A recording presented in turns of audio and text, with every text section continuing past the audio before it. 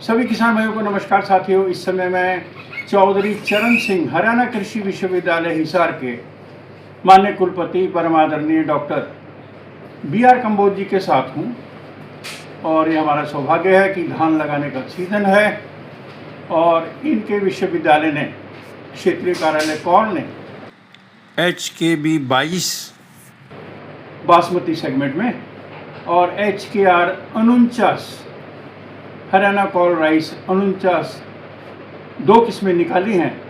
तो HKR 49 पिछले साल ही इन्होंने कुछ किसानों को दी थी, मुझको भी दी थी। आइए जानते हैं कि कितना सुधार हुआ इस बीज में और इसकी क्या है विशेषताएं। डॉक्टर साहब आपका बहुत बहुत स्वागत है। आप किसान भाइयों को बताएं क्योंकि ये बिल्कुल नई किस्म है उनके लिए। तो HKR 49 जो है इसकी क्या खासियत है PR 14 की तुलना में या PR 126 की तुलना में? देखिए, आज जितना भी हम जोर दे रहे हैं जी, हम किस प्रकार से अपने पानी को बचा सकते हैं, संसाधनों को बचा जी। सकते हैं और साथ में अधिक पैदावार भी ले सकते हैं। जी जी। तो HKR 49 जो हमने किस्म निकाली है वो पौध लगाने के बाद 90 से 95 दिन में पक के तैयार हो जाती है। यानी कि बीज से बीज जो इसकी अवधि है वो 115 से 120 दिन के बीच में पक के तैयार हो जाती है। जी। तो ये किस्म इसीलिए निकाली गई है और साथ में यदि मैं इसकी पैदावार की भी बात करूं जी। तो इसका अधिकतम उत्पादन जो है वो 80 मन से भी ज़्यादा प्राप्त हो सकता जी। है। केवल आप लगाइए 120 दिन की फसल हो, नहीं तो जो दूसरी फसलें आपने जिनका जिक्र किया, चाहे PR 114 की बात करें, 126 की बात करें, वो किस्में समय ज़्यादा लेती हैं, संसाधन भी ज़्यादा लेती हैं। तो इस किस्म में जहाँ एक तरफ पैदावार अच्छा है वहीं पे हमारे पानी की बचत और दूसरे संसाधनों की बचत भी होती है। इसीलिए मैं किसान भाइयों से अनुरोध करूँगा कि इस किस्म को वो अवश्य लगाएं ताकि उनको पैदावार भी अच्छी मिले और उनके संसाधन भी अच्छे। सर मैं डॉक्टर साहब ने अभी बोला कि ये 120 दिन में लगभग पकेगी और पैदावारी 80 मन आएगी 1 एकड़ में, 8 चौके 32 क्विंटल।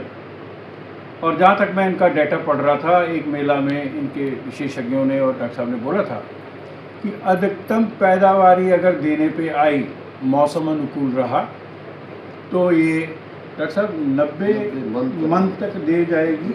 90 9 चौके 36 क्विंटल। हम बड़ा सेफ बोल रहे हैं, हम 40 नहीं बोल रहे हैं, 36 क्विंटल के आसपास संभावना है, इसमें पोटेंशियल है।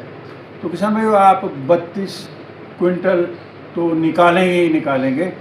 मैं बता दूं पिछले साल जो बीज मिला था उसमें हल्का सा कहीं एरर हो गया और कुछ पौधे निसरने पे हल्के लंबे आए हैं, मगर इस बार इन्होंने ये पौधे जो हैं लंबे वाले हटा के एक ही तरह के पौधे कर दिए। आप देख रहे हैं ये क्वालिटी सीड्स लिखा है और ये CCH हरियाणा कृषि विश्वविद्यालय हिसार का जो है एम्बलम है और साथ में ये लिखा है HKR 49।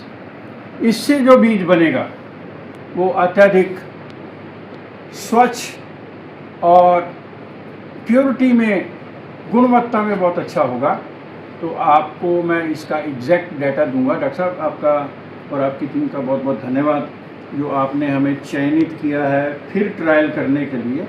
मैं इसको पूर्ण रूप से मॉनिटर करूंगा और पिछले बार आपने बोला था कि जो बौने पौधे आए हैं ज़रा वो देर में किसान लगाएं, तो उस पर भी कोई संदेश डॉक्टर साहब आप देना चाहेंगे? मैं यही कहूँगा किसान भाइयों को जी कि वो समय पे ही अपनी रुपाई करें। जी। इस प्रकार से हम कहते हैं जी कि जो रुपाई का अच्छा समय है जी वो आपका 20 जून के बाद ही है। जी जी जी। तो कई बार किसान भाई थोड़ा जल्दी जल्दी लगाने करते का हैं। प्रयास करते हैं। HKR 49 क्योंकि पकने में कम समय लगती है। जी।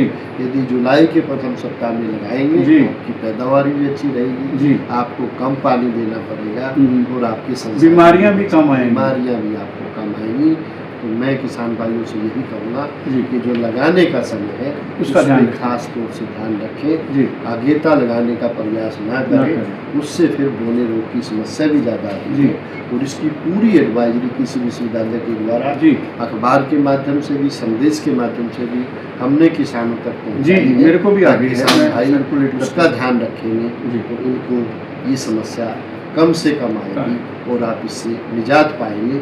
समय पे लगाएंगे तो वो समस्या ना के बराबर रह जी, जाती जी। है, वो हम सब के लिए फायदे की बात है।